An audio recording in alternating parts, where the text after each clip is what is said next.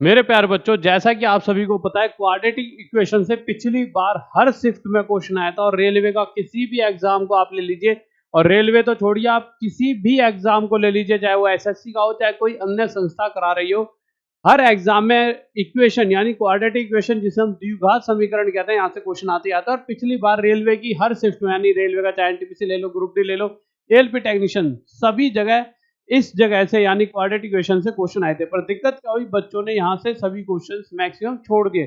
जबकि आज मैं एक ऐसी ट्रिक बताऊंगा और सभी वो क्वेश्चन लेकर आया हूँ जो पिछली बार एग्जाम में आए थे। आपको मैं कुछ क्वेश्चन दिखाता हूँ जो पिछली बार एग्जाम में आए थे, जिन्हें बच्चा करने से मतलब कर ही नहीं पाया था। देखिए कितना इजी सा क्वेश्चन है, बच्चों वाला क्वेश्चन है। इससे आसान क्वेश्चन क्या हो सकता है?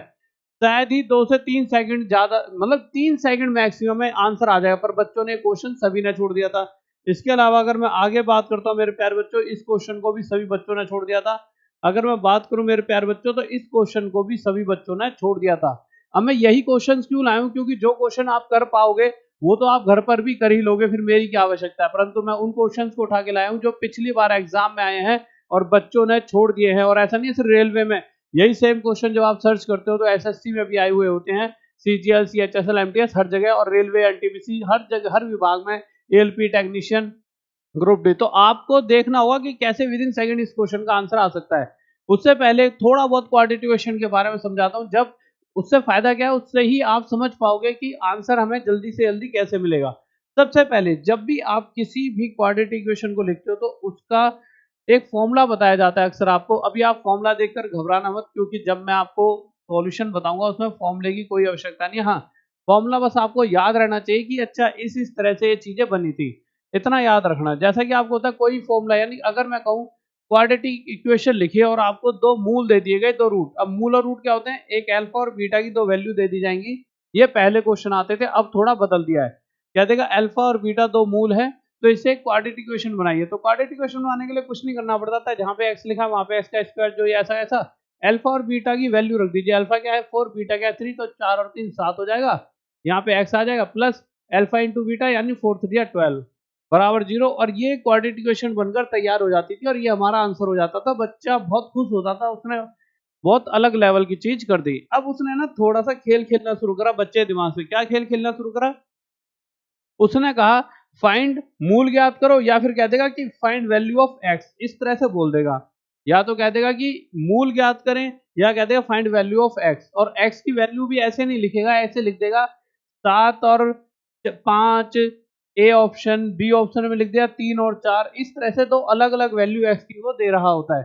अब आपको मैं कुछ चीजें एक बार तो लॉन्ग वे से समझा रहा हूँ, फिर उसके बाद डायरेक्ट आंसर कैसे देना उस पर भी आएंगे। परंतु चीजों को बहुत, देखिए जल्दी आप तभी कर पाओगे जब उसकी जड़ तक पहुंचोगे। तो आपको अगर याद हो, आपने कभी बचपन में थोड़ा बहुत क्वाड्रेटिक इक्वेशन पढ़ी हो, नहीं पढ़ी हो तो मेरी जितनी वीडियोस हैं आप सर्च कीजिए क्वाड्रेटिक इक्वेशन राहुल देसवाल।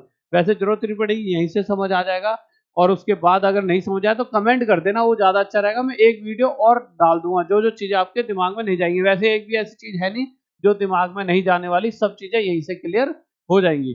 तो आपने देखा एक्स का square minus 7x plus 12 equal to 0। तो आपने बचपन में देखा होगा कि जब भी आपको रूट फाइंड करने को दिए जाते थे, यानी एक्स की वैल्यू, तो हम क्या करते थे? हम इस तरह से लेते थे, एक्स का स्क्वायर लिख दिया करते थे, इसे इस तरह से तोड़ते थे कि एक दो ऐसी वैल्यू सोचेंगे जिन दोनों का टोटल -7x हो, तो वो दो वैल्यू -4x और -3x सोच ली। अब आप कहोगे सर -6x और -1x भी तो मेरे भाई -7x होगा, आपने यही दोनों क्यों सोची हैं?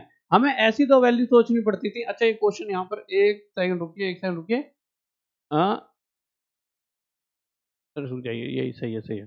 ठीक है, तो हमें ऐसी दो वैल्यू सोचनी पड़ती थी मेरे प्यारे बच्चों, जिन दोनों वैल्यूज का मल्टीप्लाई, जिन दोनों वैल्यूज का मल्टीप्लाई आपके लिए 12 आए। क्या मेरे भाई 6 और 1 का मल्टीप्लाई 12 है? नहीं है। तो हमने देखा 4 और 3 का मल्टीप्लाई 12 है, बिल्कुल सही बात है 12 है। तो ऐसी दो वैल्यू सोचनी है, सोच ली हमने 4 और 3। उसके बाद +12 इक्वल्स टू 0।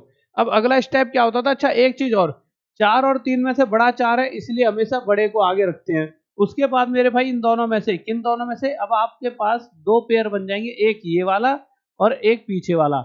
इन दोनों में से जो कॉमन है, जैसा कि एक्स कॉमन है उसे कॉमन ले लो।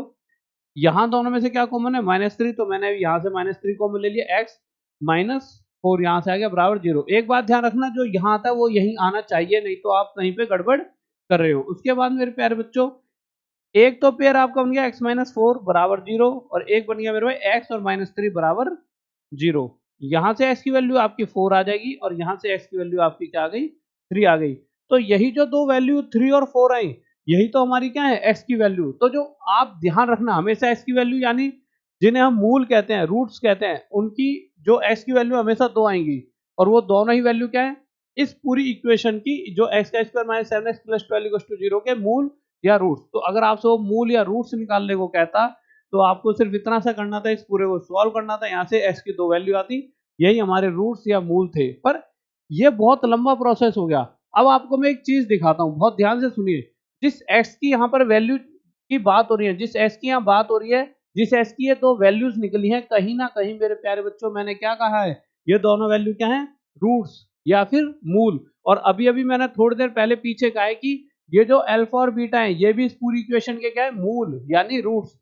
तो मैं अगर ये कहता हूं कि अगर गलती से मुझे दो रूट्स दिए गए होते 3 और 4, तो मैं इक्वेशन कैसे बनाता, 3 और 4 7 रख देता और यहाँ पे 3 चौक 12, तब भी तो कहीं ना कहीं यही बनकर आता। कहने का मतलब इतना सा है, जो x की दो वैल्यू निकल कर आती हैं, जो भी x की दो वैल्यू निकल कर आएंगी, जो यहाँ पे निकल कर आई हैं, जो हमने इस पूरी इक्वेशन में निकाली है, उन दोनों वैल्यूज को जब आप यहाँ रखोगे, मतलब उन दोनों वैल्यूज का जब प्लस करोगे, तो मेरे प्यारे बच्चों प्लस करने के बाद जो वैल्यू आती है वो यहाँ लिख देते हैं। और उन दोनों वैल्यूज का जो एस की दो वैल्यू आई है, 3 चौक 12, 3 4 जा 12, उन दोनों का जो मल्टीप्लाई होता है वो यहाँ आ जाता है। इसी से फॉर्मूला बनाए। हमेशा फॉर्मूला पहले कोई चीज सॉल्व हुई होगी, वहीं से उन्होंने एक फॉर्मूला बना दिया कि यहाँ पर हमेशा इसकी जो दो वैल्यू आएंगी उन दोनों का प्लस है, इसलिए यहाँ पे एक फॉर्मूला बना दिया अल्फा प्लस बीटा। और यहाँ हमेशा इन दोनों का मल्टीप्लाई आता है, इसलिए यहाँ पर एक फॉर्मूला बना दिया अल्फा प्लस बीटा। और यहीं से एक फॉर्मूला तैयार हो गया, इसका square minus alpha plus beta x plus alpha into beta, यानी कि ये सम ऑफ रूट्स है और ये प्रोडक्ट ऑफ रूट्स है, ये योग है मूलों का और ये गुणनफल है। अब इसी का हमें फायदा होगा, कैसे, देखिए। अब कोई भी आपके सामने क्वेश्चन आता है, जैसा कि आपके सामने इसी क्वेश्चन को ले लीजिए, ये क्वेश्चन था हमारे सामने। अब आप खुद इस वीडियो को रोकिए और इस क्वेश्चन का आंसर देकर बताइए क्या हो सकता है। क्वेश्चन में क्या पूछा गया है, ये एक इक्वेशन है, इस इक्वेशन के मूल बताएं। अब आपको होता है मूल क्या है, एस की दो वैल्यू।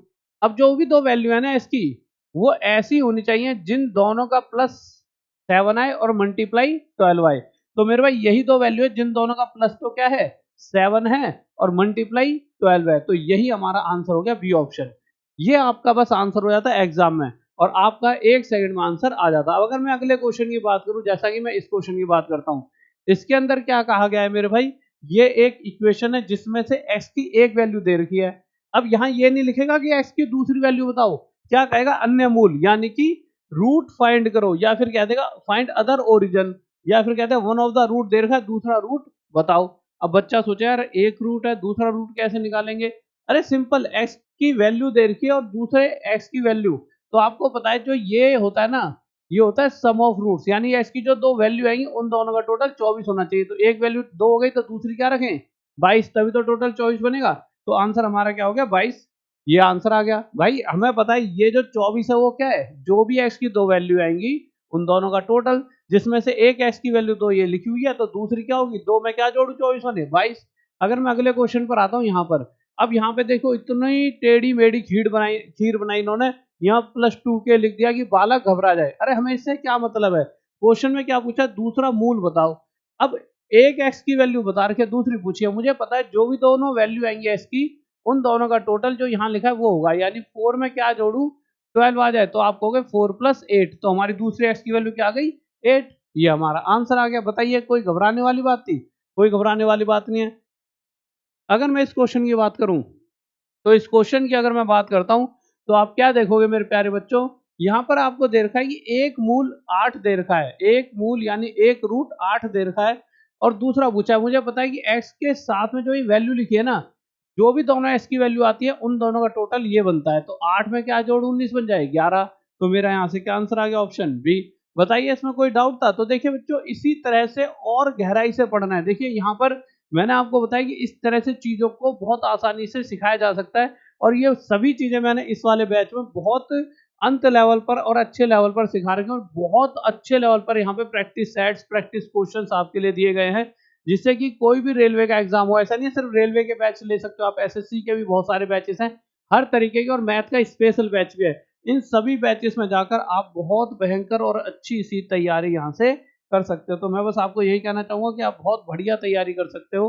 तो गाइस आपको बस इतना सा बात मैं यहाँ पे कहने वाला हूँ, इस बैच में जुड़ जाइए और आपको कुछ भी करने की जरूरत नहीं है, ABCD कुछ भी, कहीं पर भी 3-4 महीने का लाइव बैच खरीदने की कोई जरूरत नहीं। 4 महीने में लाइव पढ़ाकर कोई सिलेबस नहीं खत्म करा सकता। खत्म कराएगा तो सोचिए जहाँ पे 100 क्वेश्चन एक चैप्टर में से वहां 10 करा देगा, और वहां से ना तो आपका कुछ फायदा होगा, बस फायदा होगा उस टीचर उस संस्था का। तो ये रिकॉर्डेड बैच है, क्योंकि लाइव आज मैं भी पढ़ाने लगूँ तो मैं 1 साल से पहले कभी भी कोई सिलेबस खत्म करा ही नहीं सकता, इसीलिए रिकॉर्डेड है जो 2 से 3 साल में बनकर तैयार हुआ है। इसी को पढ़िए, और एक फ्री बुक है, इसे पढ़ लीजिए जो टॉप तक ऐप पर है। बुक वाले सेक्शन में जाओगे, यहाँ पे 11 रुपए ऐप के जो चार्जेस होता है गूगल की तरफ से वो लगेंगे, और आप यहाँ पे ऑनलाइन करके आप इस बुक को पढ़िए और एक ये बैच और आपका सिलेक्शन पक्का। इतना ईजी है। और उसके अलावा अगर कोई बच्चा बिल्कुल अभी नया नया तैयारी करने लगा है तो हमारा गुरुकुल ओपन होने वाला है, तो यहाँ पे कांटेक्ट करके, और कॉलेज भी ओपन है। कॉलेज में कोर्सेज बहुत बच्चे पूछते हैं, तो ये सभी कोर्सेज हैं, स्क्रीनशॉट ले लीजिए। उसके अलावा गुरुकुल की अगर बात करूँ तो एक गूगल फॉर्म है नीचे, उसमें गुरुकुल के बारे में ये सब कुछ, या फिर कौन सा बैच कोर्स करना है कॉलेज से, वो सभी है।